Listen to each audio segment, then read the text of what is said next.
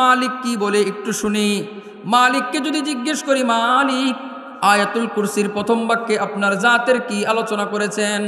আল্লাহ বলেন, আল্লাহু লা ইলাহা ইল্লাহু। আল্লাহ জবাব দেয়, আল্লাহ সুন্দর মতো বইলা দেয়, বলে শোনো আল্লাহকে। বলেন আল্লাহ হলেন তিনি যাকে ছাড়া কোনো ইলাহ নাই। সুবহানাল্লাহ। বলেন আল্লাহকে, যাকে ছাড়া কোনো ইলাহ নাই। বলেন যাকে ছাড়া কোনো ইলাহ নাই, যাকে ছাড়া কোনো ইলাহ নাই, তিনি হলেন আল্লাহ। বলেন তিনি কে? জুড়ে বলেন কে? জুড়ে বলেন কে? মায়া নিয়া বলেন আল্লাহ। এবার আসেন মজার কথা, আল্লাহ বলতেছে আল্লাহু লা ইলাহা ইল্লাহু। আল্লাহ আপনি বলছেন আপনি ছাড়া কোনো ইলাহ নাই, কিন্তু আমাদের মনের মধ্যে প্রশ্ন আসবে, কসবার মানুষ। আপনি বলবেন জি না হুজুর, আমরা দেখি যারা খ্রিস্টান ধর্মের আছে তারা বলে ঈসা ইবনুল্লাহ, ঈসা নবী আল্লাহর সন্তান, তারা আল্লাহর সাথে অন্যকে শরীক করে। আবার আমরা দেখি যারা ইহুদি আছে তারা বলে উজাইর ইবনুল্লাহ, উজাইর আলাইহিস সালাম হলেন আল্লাহর সন্তান, ইহুদিরা বলে। এমনিভাবে মক্কার মুশরিকরা বলে ফেরেশতারা হইল আল্লাহর কন্যা, নাউজুবিল্লাহ। বলবেন হুজুর আমরা তো দেখি, হিন্দুরা দেখি 33 কোটি দেবদেবী, মানে ঠিক কিনা বলেন? তাহলে আল্লাহ বলে আল্লাহু লা ইলাহা ইল্লাহু। আল্লাহ বলে আল্লাহ ছাড়া কোনো ইলাহ নাই, কিন্তু তারা বলে না না না, অনেকগুলো আছে, অনেকগুলো আছে। মুসলমানরা শুধু আল্লাহকে মানে, বাকিরা তো অনেকগুলোরে মানে। আল্লাহ জবাব দিয়া দেয়, যদি কোরআনরে জিজ্ঞেস করি কোরআন জবাব দিয়া দাও। এবার সুন্দর মতো জবাব দেয়। কোরআনের মধ্যে আল্লাহ জবাব দেয়, কুল হুয়াল্লাহু আহাদ আল্লাহুস সামাদ লাম ইয়ালিদ ওয়া লাম ইউলাদ ওয়া লাম ইয়াকুল লাহু কুফুয়ান আহাদ। আল্লাহু আকবার বলেন। আল্লাহ বলে শুনো, আল্লাহ হলেন একক অদ্বিতীয়। আল্লাহর মুখাপেক্ষী সবাই, কিন্তু তিনি কারো মুখাপেক্ষী নন। আল্লাহ কাউকে জন্ম দেন নাই, তিনি কারো থেকে জন্ম নেন নাই।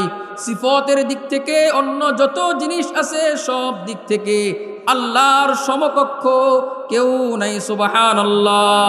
আল্লাহরে জিজ্ঞেস করি, আল্লাহ ওই যে দেখি খ্রিস্টানরা বলে, ইহুদিরা বলে আপনার নাকি সন্তান আছে, মুশরিকরা বলে আপনার নাকি মেয়ে আছে, জবাব কি? আল্লাহ কোরআনে জবাব দিয়া দেয়, লাম ইয়ালিদ, শুনো আমি কাউকে জন্ম দেই নাই। অতএব যারা এই কথা বলে তাদের কথা সত্য নাই, ঠিক কিনা বলেন?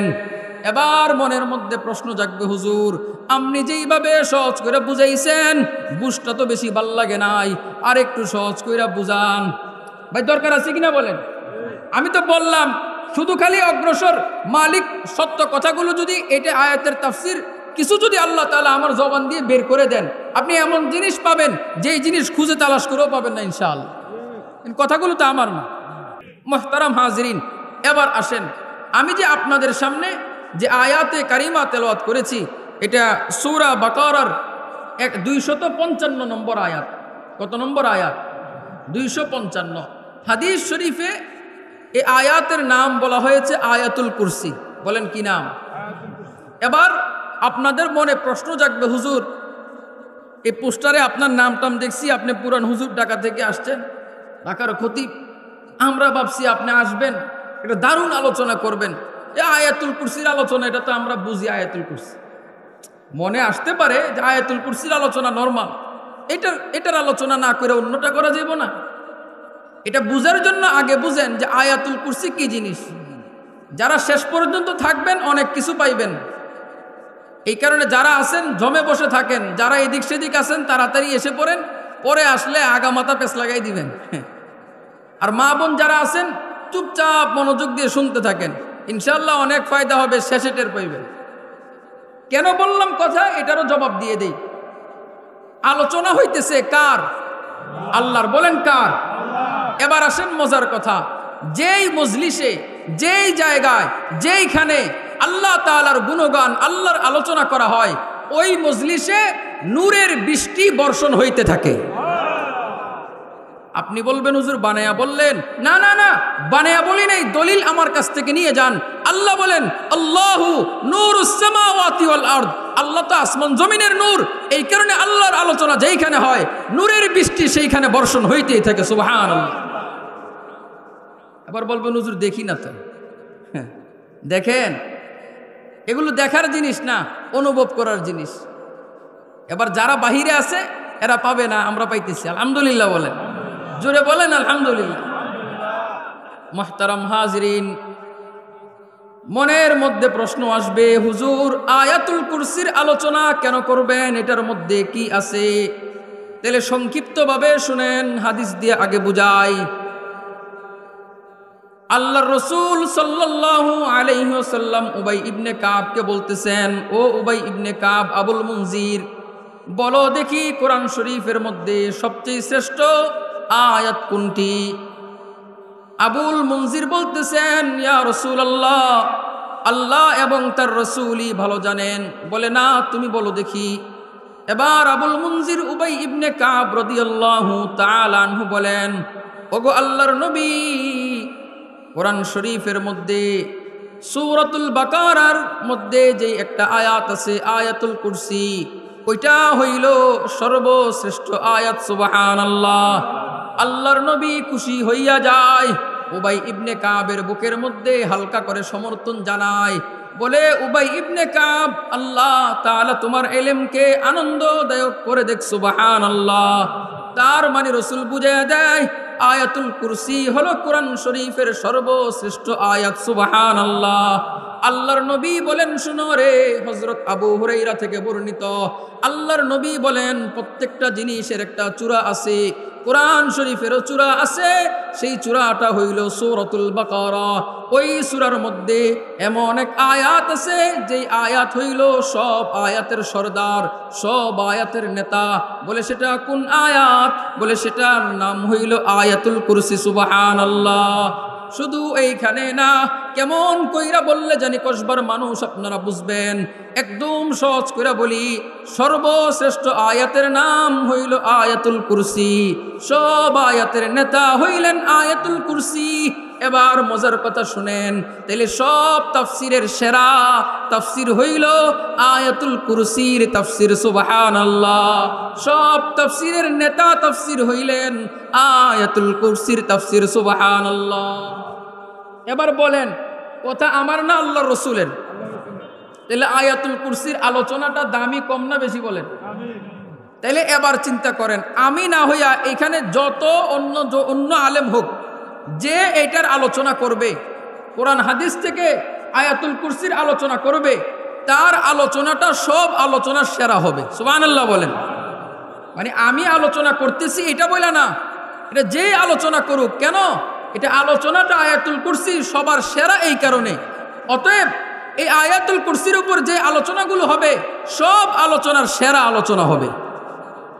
কথা কি বুঝাইতে পারলাম? যুক্তি বুঝছেন আমার? এবার আসেন পরের কথা। আপনাদের মনে প্রশ্ন আসবে, হুজুর আয়াতুল কুরসির এত দাম কেন? এটা নেতা হইল কেন? এত মর্যাদা কেন? রহস্য কি? সর্বশ্রেষ্ঠ কেন? এটা বোঝানোর জন্য মজার একটা কথা বলি। ফয়জুল কবির ফি উসুল তাফসিরের মধ্যে শাহ ওলিউল্লাহ মুহাদ্দিস দেহলভী রাহমাতুল্লাহি আলাইহি লিখেন যে আল্লাহ তাআলা কোরআন শরীফের মধ্যে মৌলিকভাবে 3 বিষয়ের আলোচনা করেছেন। এই 3 বিষয়ের মধ্যে একটা হইল তাওহীদ, আরেকটা রিসালাত, আরেকটা আখিরাত। এই 3 বিষয়ের আলোচনা বিশেষভাবে মৌলিকভাবে 3 বিষয়ের আলোচনা কোরআনে করেছেন। এবার মনোযোগ দিয়ে শুনেন, আয়াতুল কুরসির মধ্যে আল্লাহ তাআলার একত্ববাদের আলোচনা, জাত সিফতের আলোচনা। এই কারণে আয়াতুল কুরসির দাম এত বেশি। সুবহানাল্লাহ। এতটুকু বুঝছেন? এবার আসেন, এটার গুরুত্ব বোঝানোর জন্য একদম সংক্ষিপ্ত বলি। যদি শেষে আমার সময় থাকে বলে যাব, আর আমি ভুলে গেলে আপনারা মনে করাই দিবেন। আয়াতুল কুরসি এমন একটা জিনিস, আপনার মানুষ শত্রু আছে, জিন শত্রু আছে, অনেক ধরনের শত্রু আছে। যত শত্রু থাক, আয়াতুল কুরসির উপর যথা নিয়মে আমল করলে সব শত্রু থেকে বাঁচা যায়। তাইলে বলেন, এটা কি গুরুত্বপূর্ণ কম না বেশি? এবার আসেন পরের কথা। আমার আপনার ঘরের মধ্যে বাচ্চারা ডিস্টার্ব করে, কান্নাকাটি করে, জিনের সমস্যা হয়। আয়াতুল কুরসির উপর যথা নিয়মে আমল করলে এই সমস্ত জিন ভূত থেকেও বাঁচা যায়। এবার বলবেন হুজুর আর কি আছে? আয়াতুল কুরসির আমল যদি যথানিয়মে করেন তাইলে আপনি বড় লোক হইতে পারবেন। এবার মনে মনে কোন হুজুর এই ওয়াজটা আগে করেন, এইটাই আগে দরকার আমার, কেননা আমরা দুনিয়া বুঝি, বাল সিরুনাল হায়াতাদ দুনিয়া, এটা আমরা আমাদের কাজে এটা যে আখেরাতের চেয়ে দুনিয়াকে প্রাধান্য দিই। বাস্তব না অবাস্তব? এই কারণে দোয়ার মধ্যে সম্পদ চায়, দোয়ার মধ্যে অর্থকরী চায়, দোয়ার মধ্যে ব্যবসা বাণিজ্যের কথা বলে, কিন্তু কবরে আল্লাহ শাস্তি দিয়েন না, মরণটারে সহজ করেন, জাহান্নামের আগুনে দিয়েন না আল্লাহ, এগুলো এই কথাগুলো বলেন। বাস্তব না অবাস্তব বলেন? আল্লাহ ঋণ মুক্ত করেন, আল্লাহ ব্যবসা বাণিজ্য দেন, বেশি বেশি টাকা দেন, বাড়ি করার তৌফিক দেন, পোলাপাইনগুলা যেন ডাক্তার হইতে পারে, এগুলো দোয়া করে, ঠিক কিনা বলেন?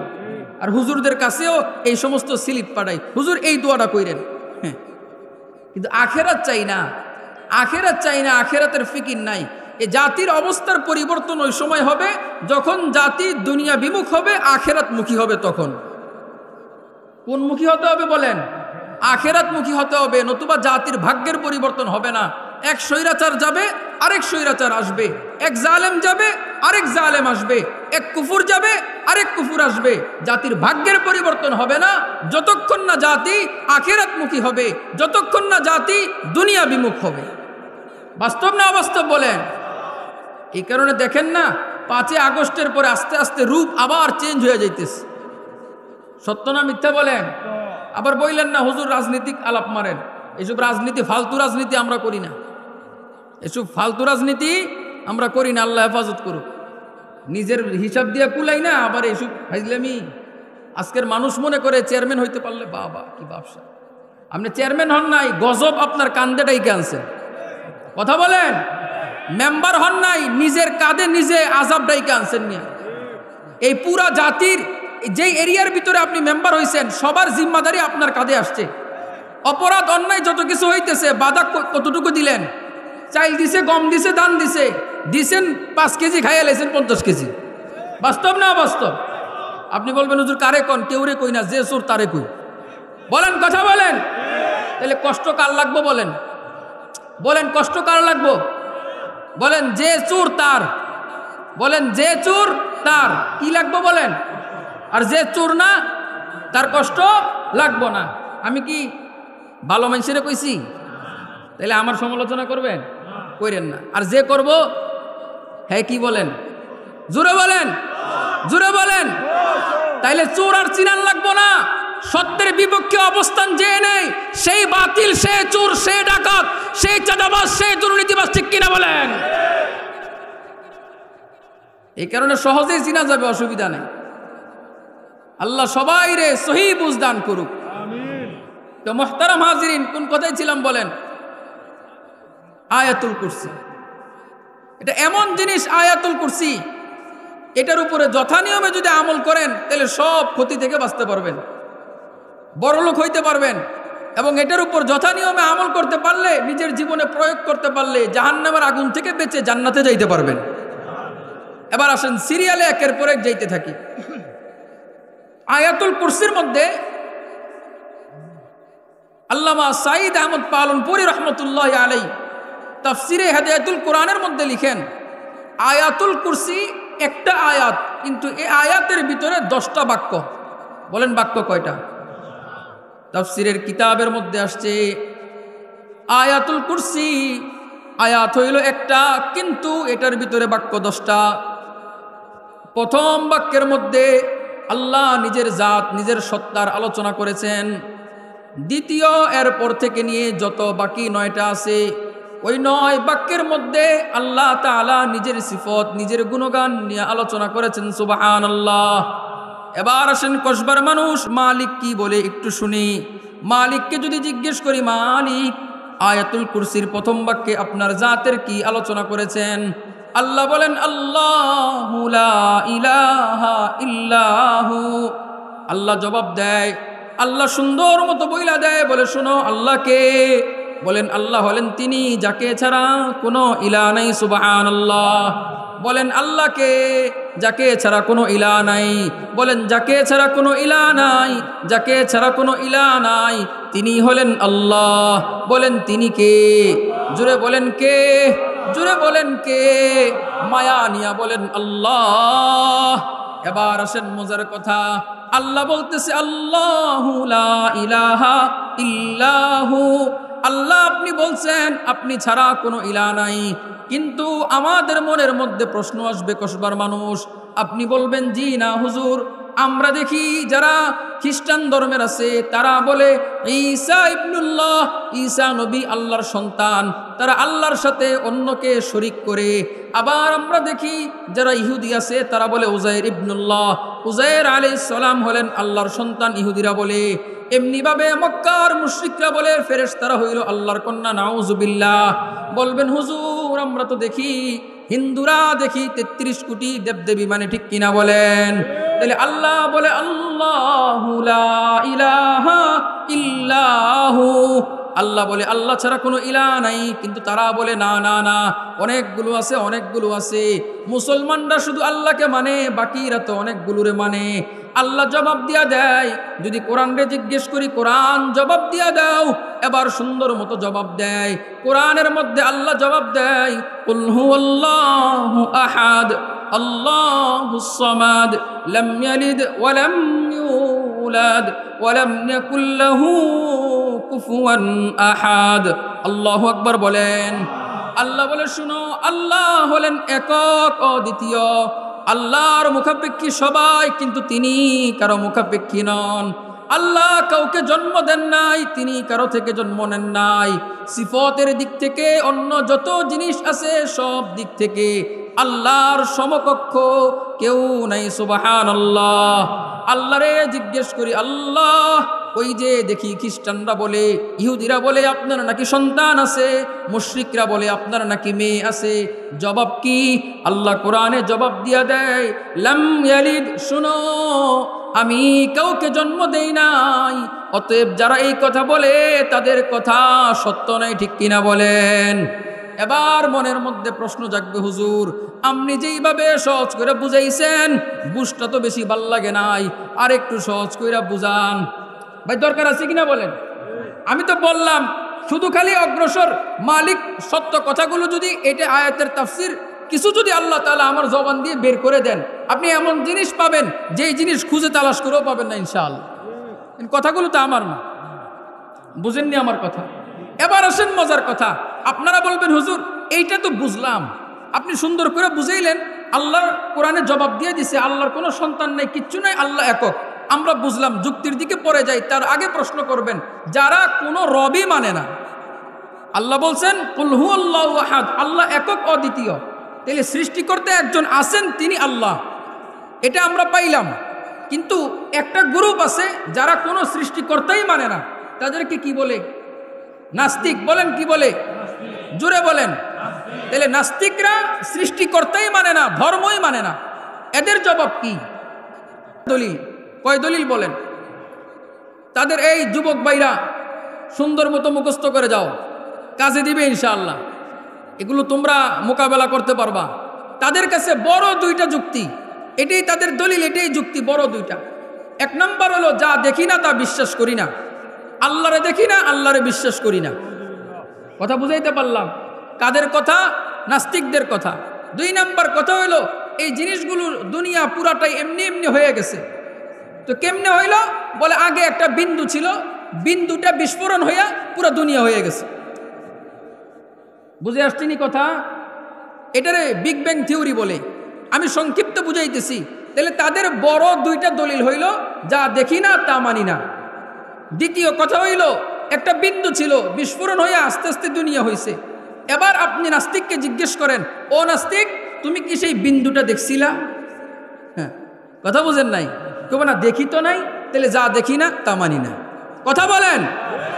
এবার আসেন, ওরে জিজ্ঞেস করবেন এর তোর ভিতরে রূহ আসেনি? বলে রূহ আছে। দেখছো? দেখি নাই, তাহলে মানি না। ওরাও তো বিশ্বাস করে। দুইটা মানুষ একসাথে শুয়ে আছে, একজন মৃত একজন ঘুমন্ত, বুঝার কোনো ক্যাপাসিটি নেই কে জীবিত কে মৃত। একরকম দেখতে দেখা যায়, যে মৃত তার ভিতরে রূহ নাই, যে জীবিত তার ভিতরে রূহ আছে, পার্থক্য এতটুকু।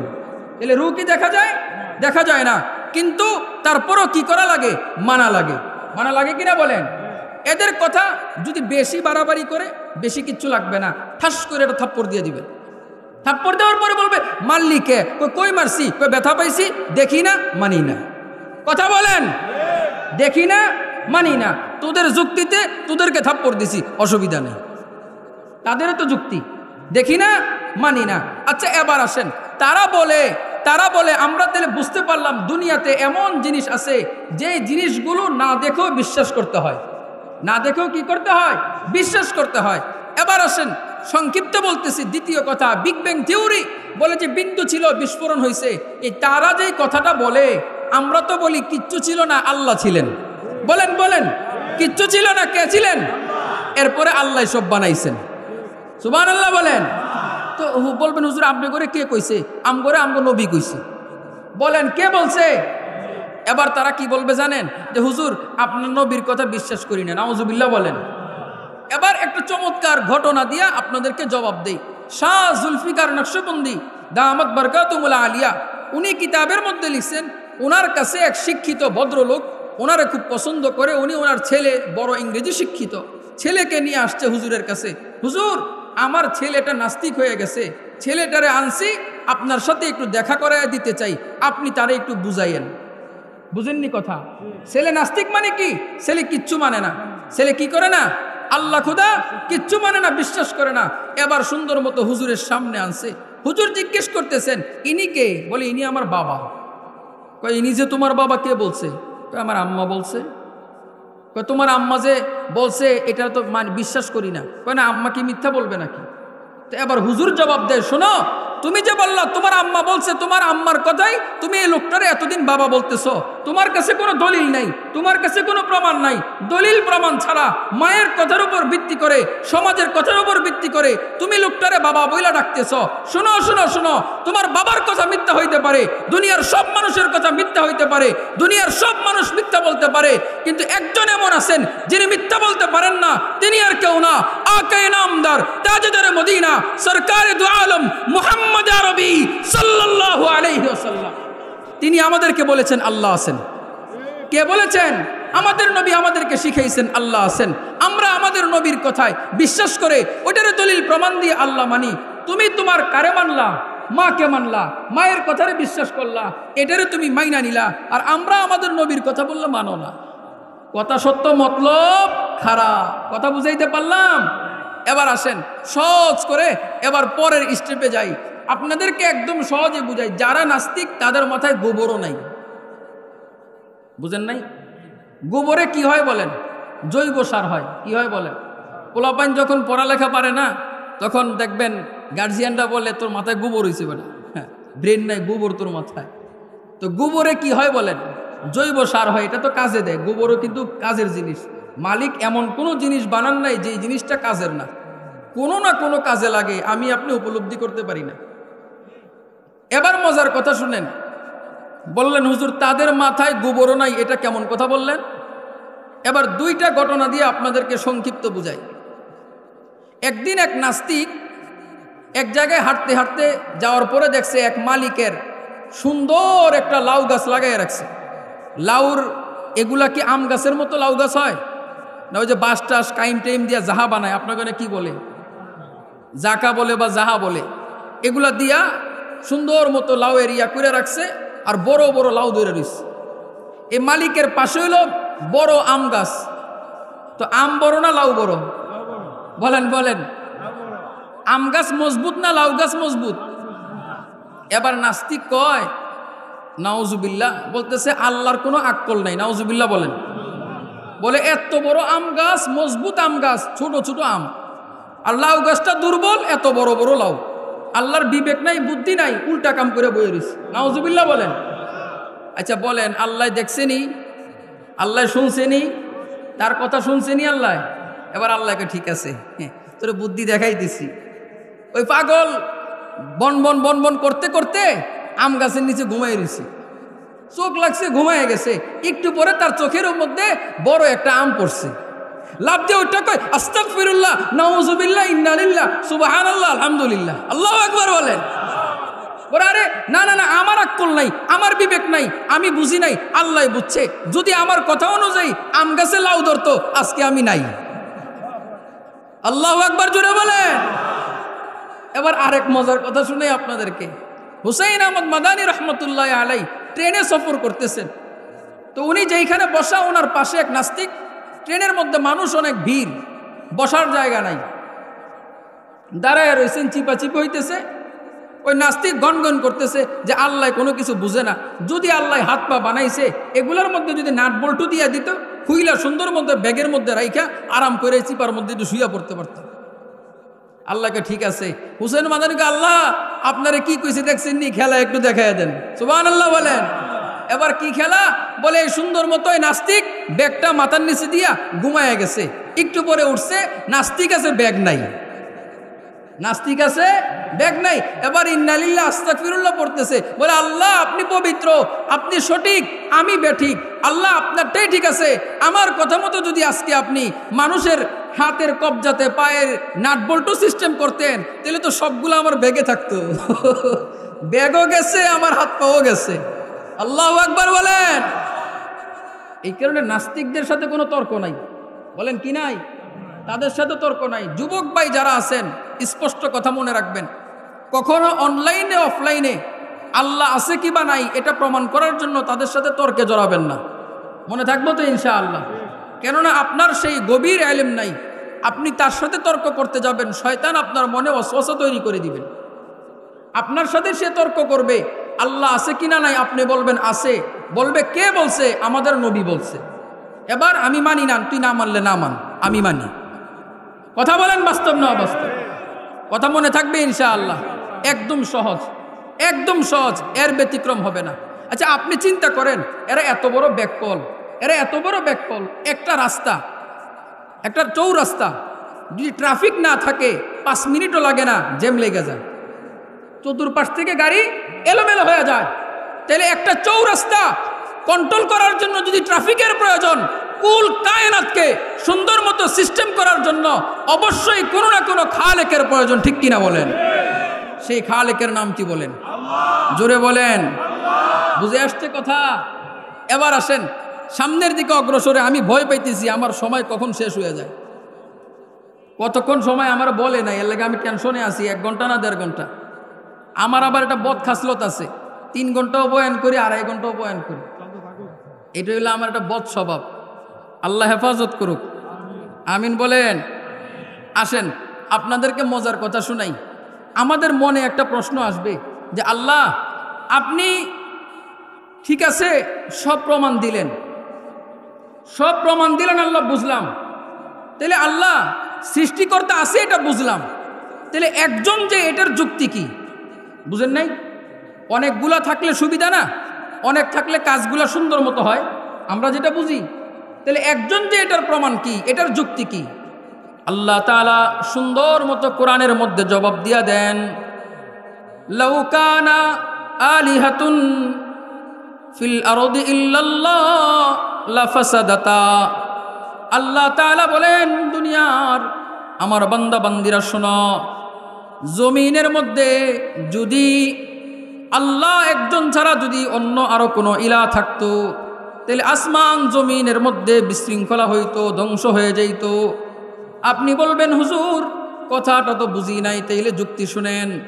আমাদের দেশের মধ্যে বড় 2টা রাজনৈতিক দল, বলেন কয়টা? বড় 2টা রাজনৈতিক দল, একটা বিএনপি, একটা আওয়ামী লীগ। বিএনপি যখন ক্ষমতায় থাকে তখন আওয়ামী লীগ বিরোধী দল, আওয়ামী লীগ ক্ষমতায় থাকলে বিএনপি হয়ে যায় বিরোধী দল। যখন বিএনপি ক্ষমতা চালায় আওয়ামী লীগরা হরতাল দেয়, ঠিক কিনা বলেন? আওয়ামী লীগ যখন ক্ষমতার মধ্যে থাকে বিএনপিরা হরতাল দেয়, তাদের কাজে তারা বাধা দেয়। এইভাবে আমরা দেখে দেখে আসতেছি। এবার মজার কথা শুনেন, আল্লাহ বলে শুনো রে, আসমানের মধ্যে যদি জমিনের মধ্যে সব কুল কায়নাত পরিচালনা করার জন্য যদি একাধিক ইলাহ থাকতো, আমি ছাড়া যদি অন্য কোনো ইলাহ থাকতো, তাহলে এক আল্লাহ বলতো এখন বৃষ্টি হবে, আরেক আল্লাহ বলতো না না হরতাল, বৃষ্টি হওয়া যাবে না। এক আল্লাহ বলতো এই বুড়ারে এখন মরণ দে, আরেক আল্লাহ বলতো না না না বুড়ারে মরণ দেওয়া যাবে না, এখন রোদ উঠবে, আরেকজন বলবে না না না। এইভাবে আসমানের মধ্যে হরতাল হইতো, বিশৃঙ্খলা হইতো। এটার মাধ্যমে বোঝা যায় আসমানের মধ্যে জমিনের মধ্যে পরিচালনা করার জন্য আল্লাহ ছাড়া আর কোনো ইলা নাই, ঠিক কিনা বলেন? বলে দেখো না রে মালিক যে একক, চিনবা কেমন করে? বলে যখন সূর্যের প্রয়োজন হয় সুন্দর মতো সূর্য উঠে, যখন চাঁদের প্রয়োজন হয় সুন্দর মতো চাঁদ ওঠে, দিনের সময় দিন, রাতের সময় রাত, বৃষ্টির সময় বৃষ্টি, মেঘের সময় মেঘ, রোদের সময় রোদ, যখন যা কিছু প্রয়োজন সুন্দর মতো সব কিছু চলতেছে। এটার মাধ্যমে বোঝা যায় সৃষ্টিকর্তা একজন, একাধিক নয়, ঠিক কিনা বলে? এবার বলেন সহজ না কঠিন?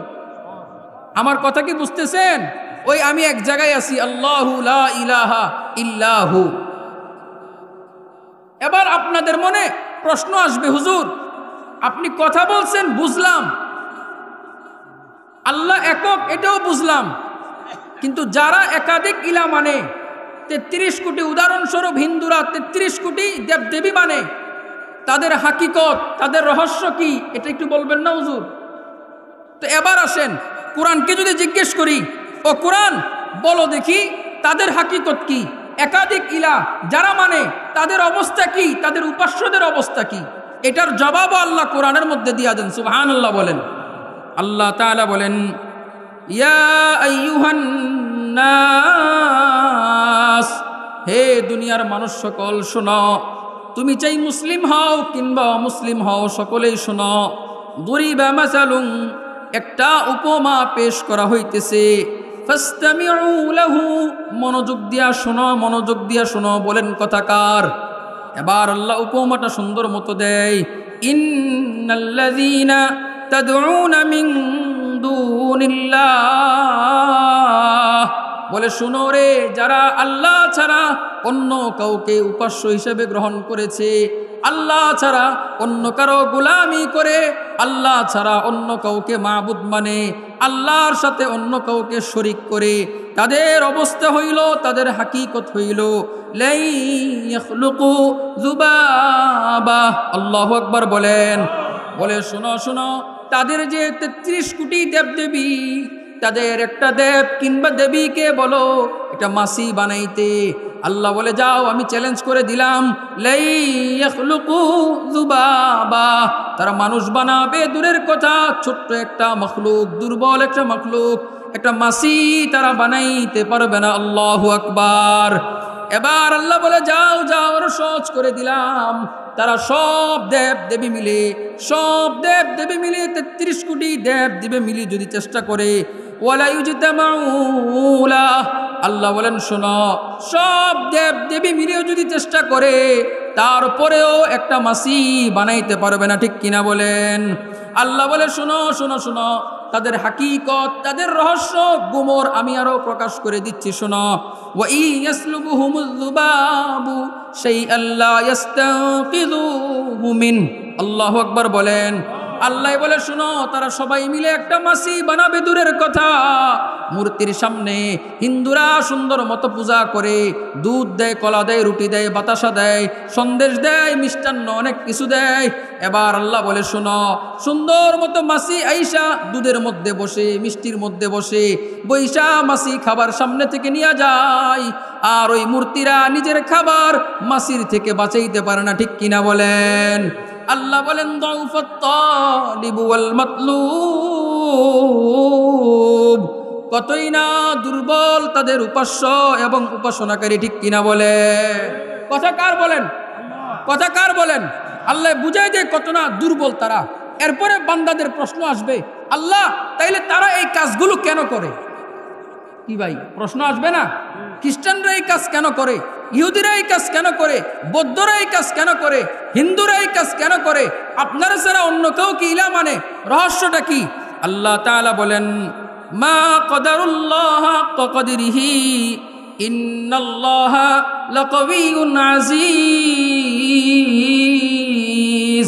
আল্লাহু আকবার বলেন। শোনো শোনো, তারা যে আমার সাথে অন্য কাউকে শরিক করে। এটার রহস্য হইল তারা আমার শক্তি, তারা আমার সামর্থ্য সম্পর্কে জানে না, এই কারণে। ঠিক কিনা বলে? আমার কথা বুঝছেন নি? এবার আপনি একটু চিন্তা করেন ঠান্ডা মাথায়। আপনি বলবেন হুজুর এই কথাগুলো কারে বলছেন? হিন্দু বৌদ্ধ খ্রিস্টানদের বলছেন? না রে ভাই, এই ভাইরাস তো আমাদের মুসলমানদের ভিতরেও আছে। বুঝেন নাই? আমরা আমাদের ইলা কয়জন বলেন? বলেন বলেন, দিবেন কয়জনে?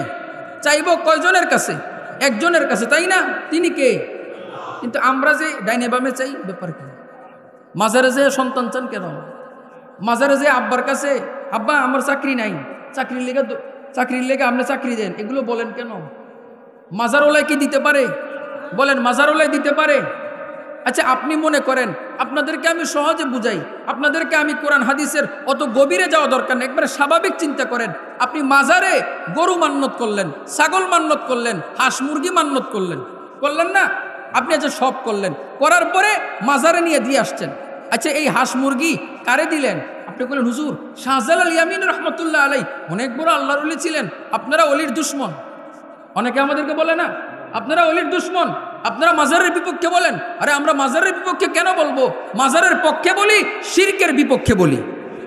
মাজারের পক্ষে বলি, ওলিয়া উলিয়াদের পক্ষে বলি, বেদাতের বিপক্ষে বলি।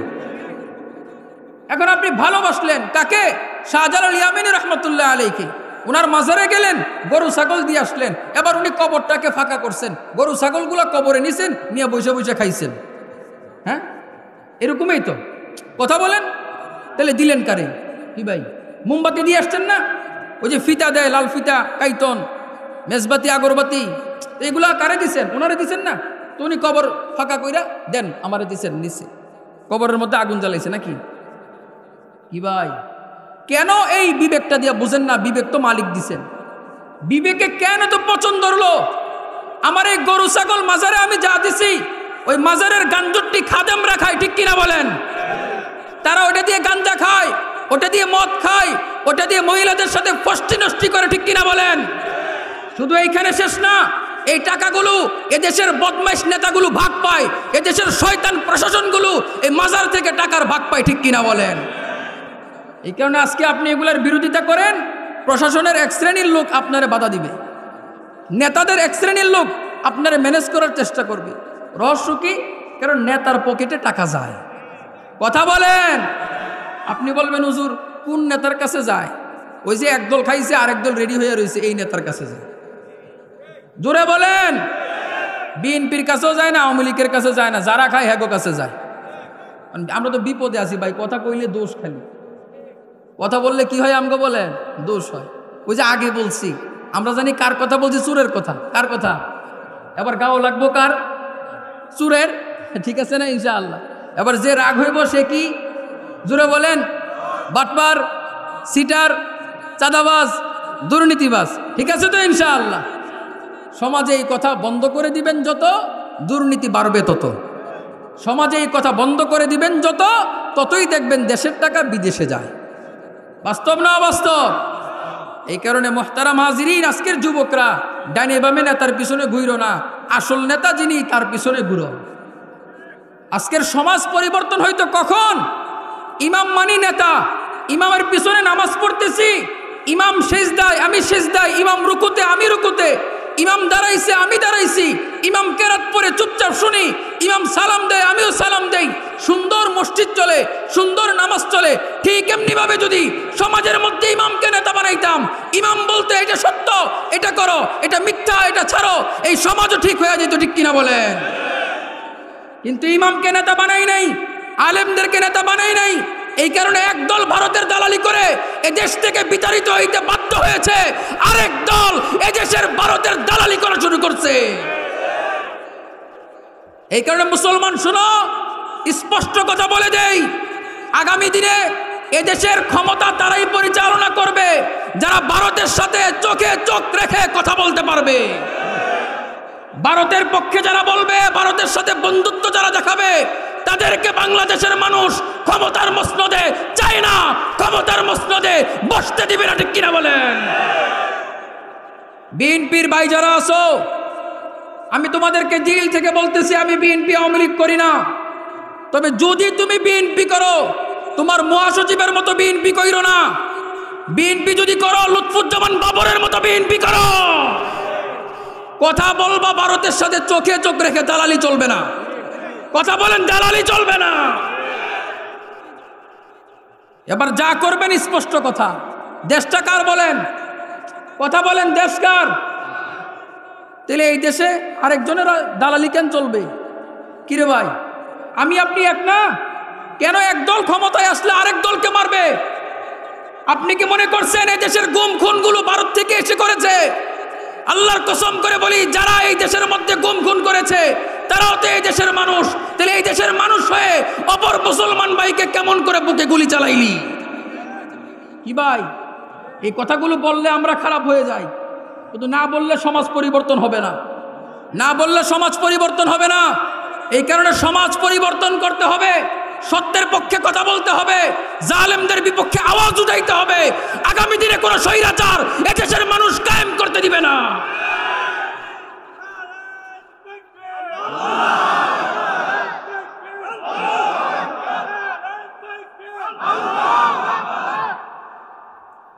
তো সহজ মনে কইরেন না। তবে একটা স্পষ্ট বার্তা আমি আপনাদের এই মাহফিল থেকে বলে যাচ্ছি। আমি শেষ বছর যেদিন আপনাদের এইখানে ওয়াজ করে গিয়েছি, তখন আমি একটা কথা বলেছি, রেকর্ডিং আছে এখনো আমার কাছে। আপনাদের যাদের স্মরণ আছে স্মরণ কইরা দেখবেন। বলে গিয়েছিলাম যে আগামী দিনে আপনাদের মাহফিলে আসবো এমন এক সময়ে, যেই সময়ে জালেম এই দেশে থাকবে না। বলে গিয়েছিলাম, আল্লাহ আবার এনেছেন, তবে জালেমরে রাখেন নাই। এই কারণে আপনাদের কাছে আরেকটা মেসেজ দিয়ে যাই, লিখে রাখবেন মিয়া। এদেশের স্বৈরাচার বিতাড়িত করেছি আমরা, আগামী দিনে এমন স্বৈরাচার তৈরি আর হবে না ইনশাআল্লাহ। ওই বীজ থেকে ইনশাআল্লাহ কেটে ফেলা হবে ইনশাআল্লাহ। ইনশাআল্লাহ বলেন। এই কারণে আমার ভাই, আপনি কে কোন দল করবেন সেটা আমি বুঝি না, আগে আমার দেশ বুঝি। কথা বলেন, আগে আমার ইসলাম বুঝি, আগে আমার দেশের জনগণ বুঝি। আমার দেশের জনগণের কষ্ট হবে, তাদের বিপক্ষে অবস্থান নিয়ে দল করতে হবে, এমন দল আমরা করব না। ইসলামের ক্ষতি হয় এমন দল করব না। ইমামের বিপক্ষে যে আমরা এমন দল করব না। আলেমদের বিপক্ষে যে, কোরআন হাদিসের বিপক্ষে যে কোনো দল কোনো মুসলমান করতে পারে না। ঠিক আছে তো ইনশাআল্লাহ? এবার আসেন, কেন বললাম স্বৈরাচার তৈরি হতে পারবে না? জানেন কেন? এই জাতি রক্ত দেওয়া শিখে গেছে। এই কারণে যেই জাতি রক্ত দেওয়া শিখে যায়, সেই জাতিকে কেউ দমন করে রাখতে পারে না। কখনো কি এদেশের মানুষ কল্পনা করেছে এত বড় জালেম স্বৈরাচার বিতাড়িত হবে? আরে আপনি চিন্তা করে কুল পাইবেন না। সে নিজেও জানে না সে যে পলাইবে। কথা বলেন মিয়া। পুরা পৃথিবীর ইতিহাসে এমন কোন ইতিহাস নাই স্বৈরাচার রান্না করেছে, খেতে পারে নাই, পলায়া যাইতে বাধ্য হয়েছে সমস্ত নেতাকর্মীকে পালায়া। ঠিক কিনা বলেন? আল্লাহ তোদের পতন ঘটাইছে। মাঝে মাঝে হুমকি দামকি দেয়, আবার আইতাছি। এই যে কোরআন হাতে নিছি না, আপনাদের এইখানে বসছি তো, লিখে রাখেন, যেই নৌকা ডুবছে এটা আর ভাসবে না। কথা বলেন। যেটা ডুবছে এটা আর ভাসবে না। কেন? এই নৌকার ভিতরে আলেমদের রক্ত লেগে আছে। এই নৌকার ভিতরে 13 সালের হেফাজতের রক্ত লেগে আছে। এই নৌকার ভিতরে মোদির যত দাস আছে, তারা 21 সালে আলেমদেরকে হত্যা করেছে, মুসলমানদেরকে হত্যা করেছে। আলেমদের রক্ত লেগেছে। যেই দলের হাতের মধ্যে, এই দল চালাইতে পারবে না।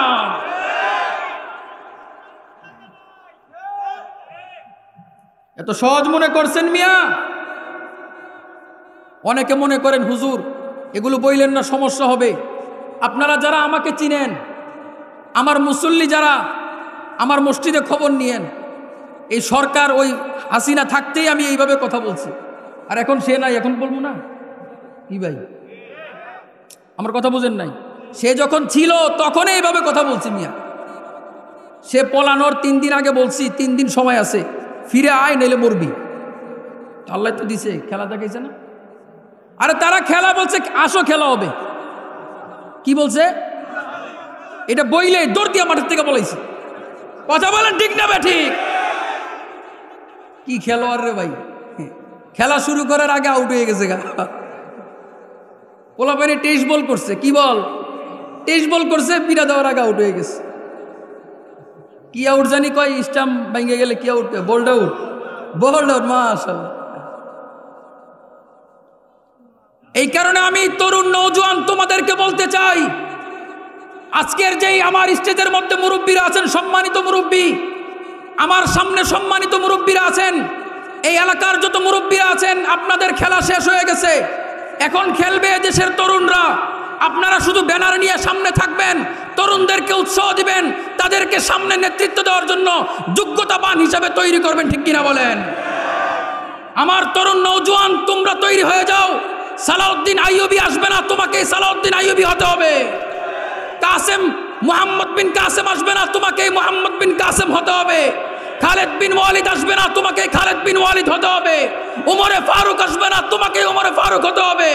আলী আসবে না, তোমাকে আলীর ভূমিকায় অবতীর্ণ হতে হবে, ঠিক কিনা বলেন? এই কারণে এমন ভাবে নিজেকে তৈরি করো, আগামী দিনে তোমরা দেশ পরিচালনা করবে, তবে সেই দেশ বিদেশিদের কথাই চলবে না, কোরআন এবং হাদিসের কথাই চলবে, ঠিক কিনা বলেন? রাজি আছি তো ইনশাআল্লাহ? এই কারণে আমার ভাই যারা রাজনীতি করেন, আমি আপনাদের হাতে পায়ে ধরে বলি, দেশের স্বার্থে করেন, ইসলামের স্বার্থে করেন, মানুষের স্বার্থে করেন, বিপক্ষে যেয়া কইরেন না। আমরা আপনাদেরকে ভালোবাসবো, আমরা আপনাদের জন্য দোয়া করব, আপনাদেরকে সমর্থন দিব, কিন্তু উল্টাপাল্টা করলে আমরা আবার মুখ বন্ধ রাখতে পারবো না।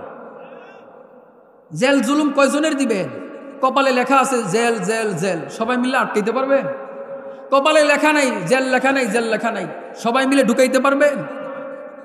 এটার উপর বিশ্বাস, বলেন এটার উপর কি বিশ্বাস? এবার আসেন, যে কথাগুলো বলছি কষ্ট পাইছেন?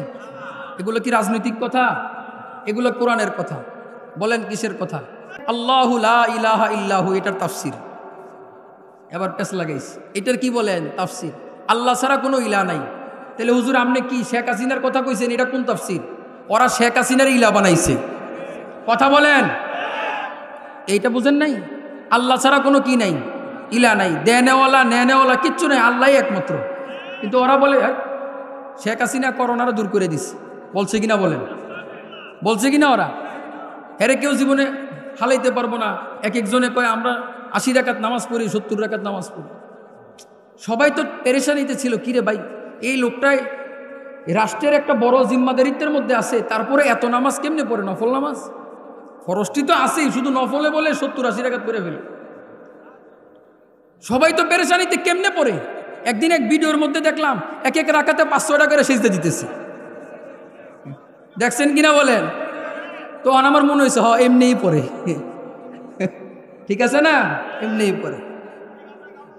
হ্যাঁ, আল্লাহ আপনি সবাইরে হেফাজত করেন, আমার এই ভাইদেরকে হেফাজত করেন।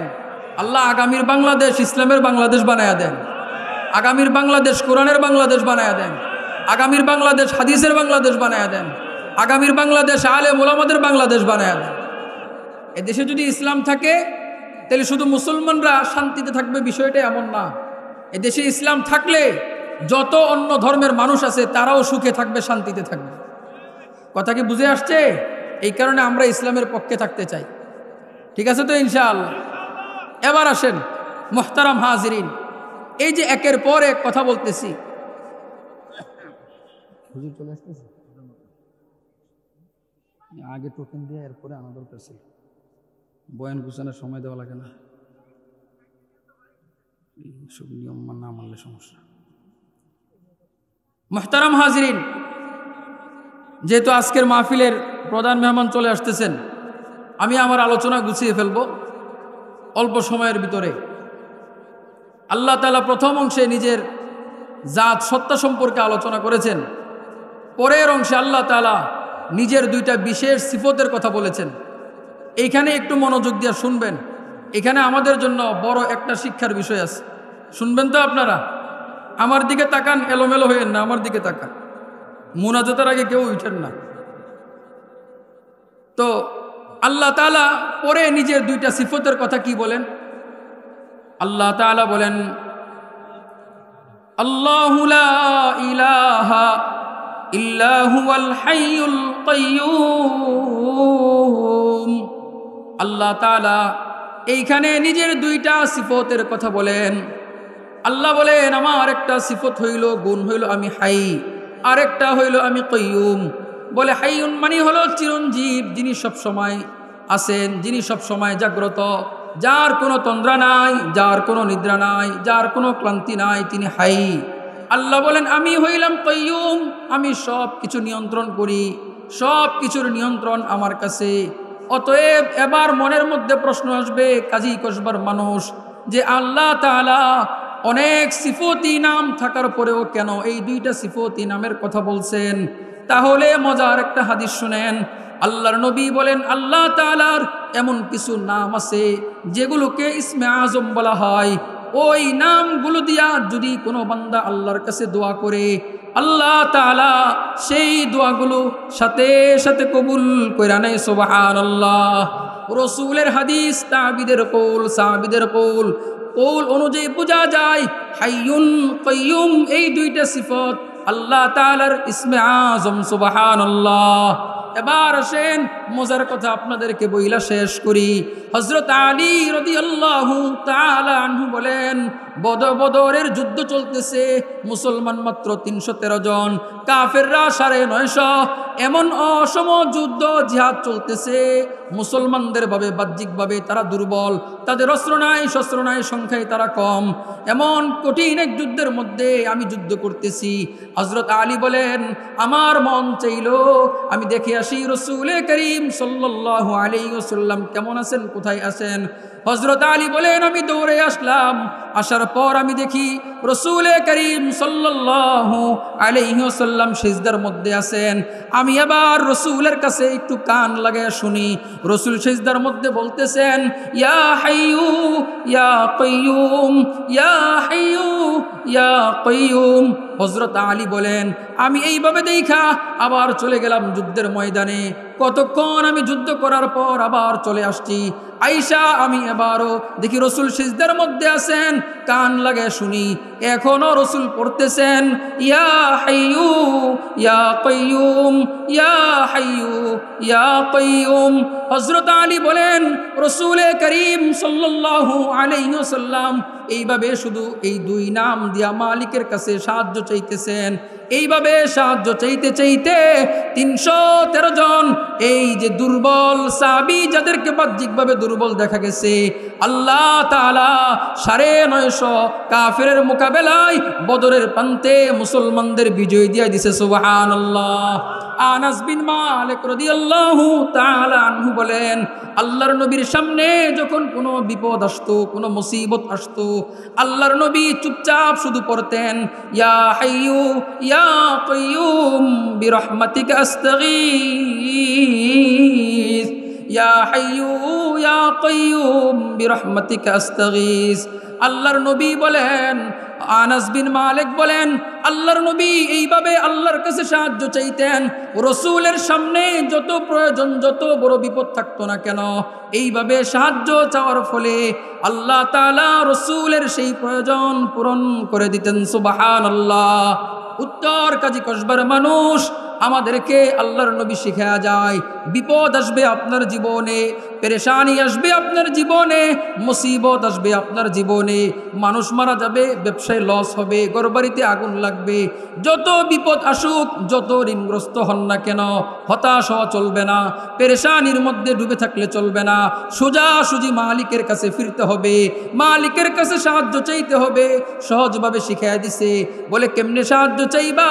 বলে ইয়া হাইয়ু ইয়া কাইয়ুম বিরহমাতিকা আস্তাগীস, ইয়া হাইয়ু ইয়া কাইয়ুম বিরহমাতিকা আস্তাগীস, ইয়া হাইয়ু ইয়া কাইয়ুম বিরহমাতিকা আস্তাগীস।